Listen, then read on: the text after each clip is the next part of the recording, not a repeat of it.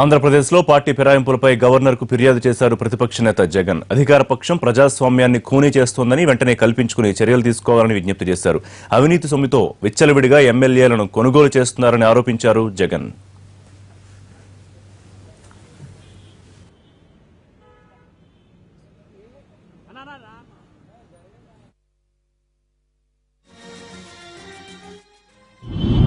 డెమోక్రసీని ప్రజాస్వామ్యాన్ని పట్టపగలే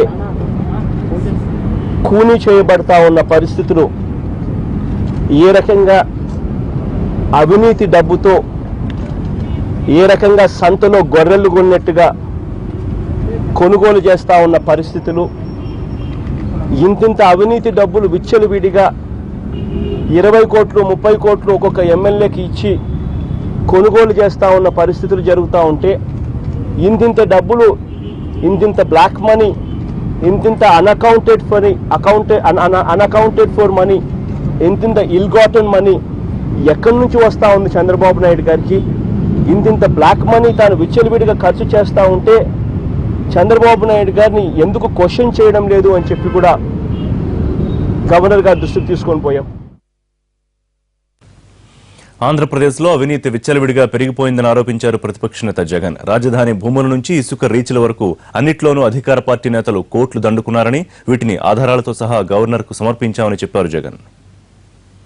విచ్చలవిడిగా ఇవాళ రాష్ట్రంలో అవినీతి జరుగుతూ ఉంది. ఏ రకంగా అవినీతి జరుగుతూ ఉంది అన్నది కొన్ని ఎగ్జాంపుల్స్ సహా గవర్నర్ గారికి చెప్పడం జరిగింది.